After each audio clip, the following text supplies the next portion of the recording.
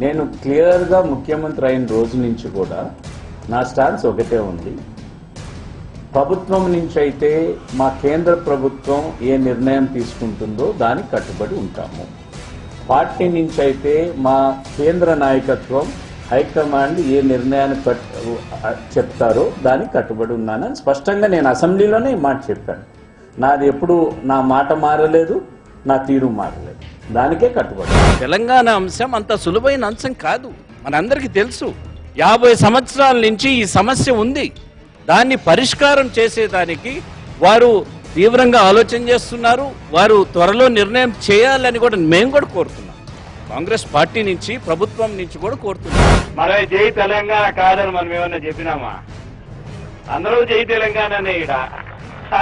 ఇక్కడ అందరూ జై తెలంగాణనే కదా, ఎవరు కాదన్నారు ఈడ? మరి జై తెలంగాణ కాదని మనం ఏమన్నా చెప్పినామా?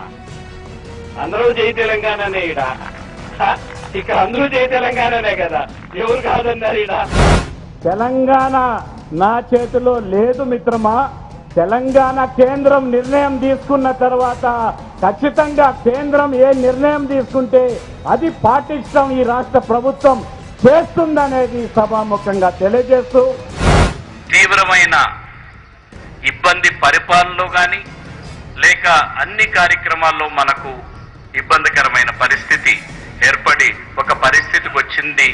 త్వరలోనే కేంద్ర ప్రభుత్వం రాష్ట్ర హితులో దేశానికి మేలు జరిగే విధంగా, రాష్ట్రంలో ప్రజలు ఎక్కువ శాతం మేలు జరిగే విధంగా, రాబోయే కాలాల్లో మేలు జరిగే విధంగా సరైన నిర్ణయం తీసుకుంటారు కాంగ్రెస్ పార్టీ.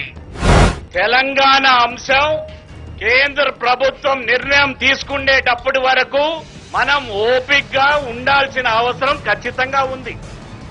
దాన్ని మనం 50 సంవత్సరాల నుంచి ఉన్న డిమాండ్ని మనం సామరస్యంగా కేంద్ర ప్రభుత్వం నిర్ణయం తీసుకుంటుంది.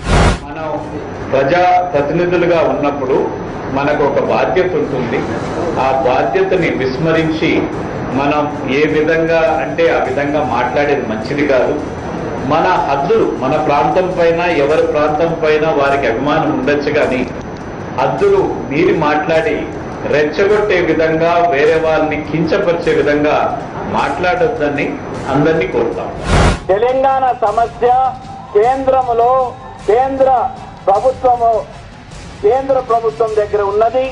కేంద్ర ప్రభుత్వం ఏ నిర్ణయం తీసుకుంటే ఆ నిర్ణయాన్ని మనం తూచా తప్పకుండా పాటించడం జరుగుతుంది. తెలంగాణ సమస్య ఈ రోజు సమస్య కాదు, గత 50 సంవత్సరాల నుంచి ఉంది.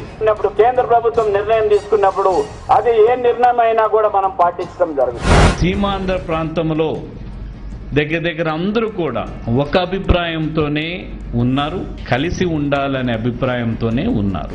నేనే సంతకం చేశాను, మా పార్టీ నాయకురాలు మా పార్టీ ప్రెసిడెంట్కి పంపించాం. మా పార్టీ ప్రెసిడెంట్తో మాట్లాడకన్నా అంటే నేను మీతో మాట్లాడతానా? మా పార్టీ ప్రెసిడెంట్కు మేము పంపించడం జరిగింది. నేను వ్యతిరేకించడం లేదు, స్వాగతించడం లేదు.